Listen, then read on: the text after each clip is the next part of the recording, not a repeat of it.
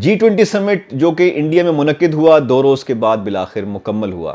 اس G20 سمٹ کے آخر میں جہاں بڑے بڑے فیصلے کیے گئے، وہاں ایک بہت بڑا فیصلہ ایک اکنامک کوریڈور کو اسٹیبلش کرنا تھا۔ یہ اکنامک کوریڈور وہ ہے کہ جو انڈیا کو کنیکٹ کرے گا تھرو مڈل ایسٹ، جن کے ممالک میں UAE اور سعودی عرب شامل ہیں، اور یہاں سے کنیکٹ کرے گا وہ یورپ کے ساتھ، اسرائیل سے ہوتا ہوا یورپ کے ساتھ، اور پھر USA کے ساتھ۔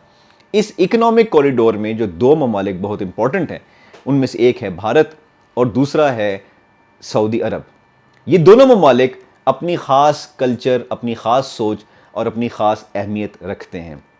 ابھی چند ماہ پہلے کی بات ہے کہ کانفرنس جو کہ کشمیر میں منعقد ہوئی اسی فورم کی، اس میں سعودی فرما روا پرنس محمد بن سلمان شریک نہیں ہوئے، لیکن صرف 4 مہینے گزرنے کے بعد نہ صرف وہ نئی دہلی میں منعقد ہونے والی اس کانفرنس کے اندر شرکت کرتے ہیں، بلکہ انڈیا کے ساتھ طویل المدتی معاہدات کے علاوہ وہ اس قسم کے معاہدات بھی کرتے ہیں کہ جس سے ان کا اکنامک یعنی کہ معاشی اور اقتصادی تعلق انڈیا کے ساتھ بہت گہرا ہو جائے گا۔ یہاں پر پاکستان کو اگرچہ سبکی اٹھانی پڑی، کیونکہ پرنس محمد بن سلمان نے اس انڈیا کے وزٹ کے بعد پاکستان آنا تھا، لیکن یہ وزٹ انہوں نے مؤخر کر دیا اور یہ وزٹ نہ ہو سکا۔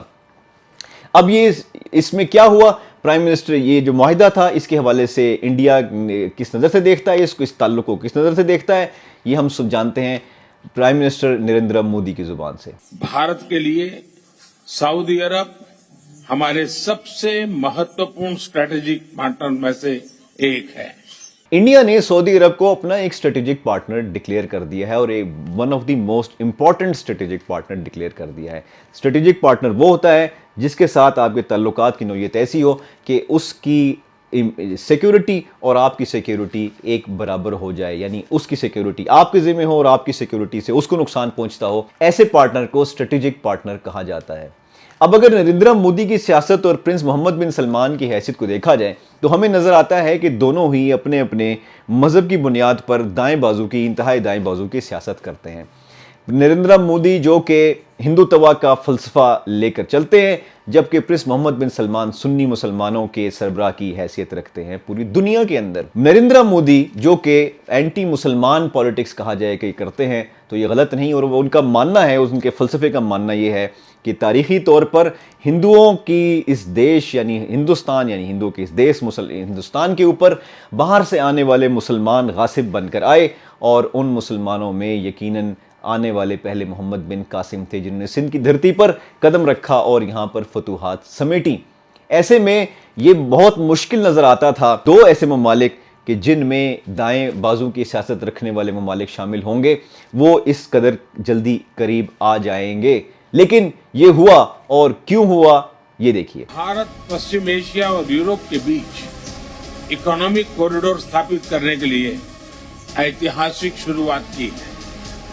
اسی کوریڈور سے کیول دونوں دیشوں ہی آپس میں نہیں جوڑے گا، پرنتو ایشیا، پشچم ایشیا اور یورپ کے بیچ آرتھک سہیوگ، ارجا کے وکاس اور ڈیجیٹل کنیکٹیویٹی کو بل دے گا۔ بھارت اور سعودی عرب کے بیچ انرجی اور انویسٹمنٹ سمیت دوسرے شیتروں میں 8 سمجھوتوں پر دستخط ہوئے ہیں۔ دونوں دیشوں کے IT منسٹری کے بیچ ڈیجیٹلائزیشن اور الیکٹرانک مینوفیکچرنگ کو لے کر بھی سمجھوتا ہوا ہے۔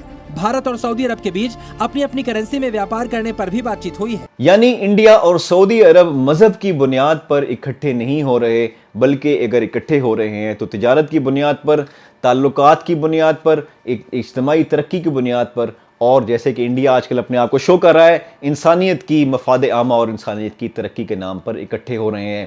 یہاں پر ہمارے لیے سوال یہ اٹھتا ہے کہ کیا وہ سیاست کہ جو مذہب کے نام پر سعودی عرب میں چل رہی تھی اور انڈیا میں پنپ رہی تھی، کیا اس سیاست کا خاتمہ ہو چکا ہے؟ کیا یہ تصور کہ ممالک کی سیاست مذہب کی بنیاد پر ہوگی، کیا اس کا خاتمہ ہو چکا ہے یا نہیں ہو چکا؟ بظاہر یہی نظر آتا ہے۔ ہمارے لیے اس کے اندر سوال یہی ہے کہ ہم نے دیکھنا ہے کہ پاکستان جو کہ اپنی سیاست ہمیشہ سے مذہب کی بنیاد پر کرتا آیا، اور اس نے ہمیشہ سعودی عرب کی طرف دیکھا کہ وہ ایک رہنما ملک کی حیثیت سے اور بڑے بھائی کی حیثیت سے اور ایک اسلامی برادر ملک کی حیثیت سے ہے، اس اسلامی ملک نے ہمیں کیا میسیجز دیے ہیں۔ اس ٹریڈ روٹ کو نام دیا جا رہا ہے اسپائس روٹ کا۔ اسپائس روٹ کا نام کیوں دیا جا رہا ہے؟ یہاں پر ہم آپ کو ایک مختصر سی ویڈیو دکھاتے ہیں۔ Let me tell you what exactly. It is basically the revival of spice route. if you see that in the past, Yeah. there was a route that Indian spices, Indian silk, and Indian pearls were being purchased by the Arabs, and the Arabs were taking it to from India to their own country, and from there they were exporting it to Europe. 500 साल पहले मुगलों ने जो हिंदुस्तान पर हुकूमत की और हिंदुस्तान को सोने की चिड़िया बनाया, उसमें बहुत बड़ा फैक्टर हिंदुस्तान की वो ट्रेड रूट था जिसको आज स्पाइस रूट के नाम से जाना जाता है। हिंदुस्तान के मसाला जात दुनिया जहान में एक्सपोर्ट किए जाते थे और वो इसी ट्रेड रूट से एक्सपोर्ट किए जाते थे जिसको स्पाइस ट्रेड रूट कहा जा रहा है। तो एक ट्रेड रूट वो है जो कि चाइना का है जिसको सीपेक कहा जाता है या सिल्क ट्रेड रूट कहा जाता है, और अब इंडिया का वो ट्रेड रूट जो कि स्पाइस ट्रेड रूट के नाम से है।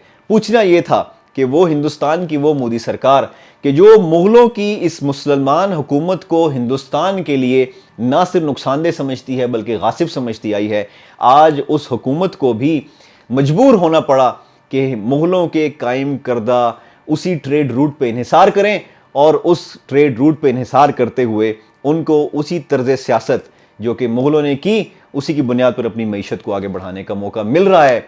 तो ये एक तरफ तो ये इनकार किया उन्होंने अपने इस फ़लसफ़े का अमली तौर पर, और दूसरी तरफ इस चीज़ का इकरार किया कि हाँ, हिंदुस्तान पर हुक्मरानी करने वाले मुसलमान बरसगीर के मुसलमानों ने जिनमें मुग़ल सर फ़हरिस्त हैं, उन्होंने वाकई हिंदुस्तान को सोने की चिड़िया बनाया था और जो ट्रेड रूट सेट किया था, आज भी हिंदुस्तान की सियासत, हिंदुस्तान की मईशत डिपेंड करती है उसी ट्रेड रूट के ऊपर जिसका क़याम मुग़लों ने किया था।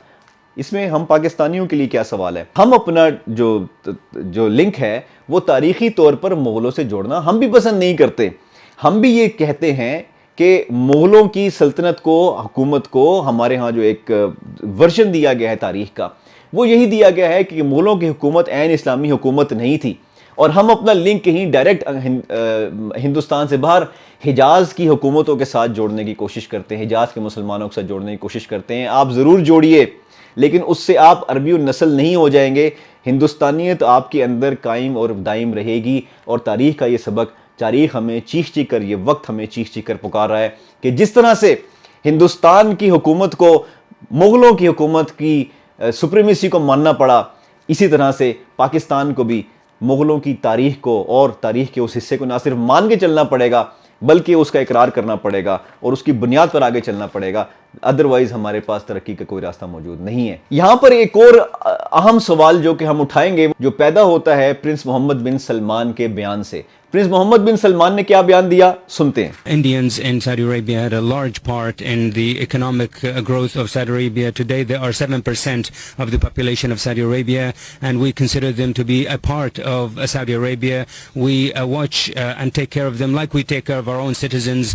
मोहम्मद बिन सलमान बड़े वाज़े तौर पर ये बता रहे हैं कि 7% आबादी जो सऊदी अरब की है वो हिंदुस्तानियों पर मुश्तमिल है, और हिंदुस्तानियों की आबादी में बहुत बड़ा हिस्सा हिंदुओं का है। यकीनन 7% में से बहुत बड़ा हिस्सा हिंदुस्तानी हिंदुओं के ऊपर होगा।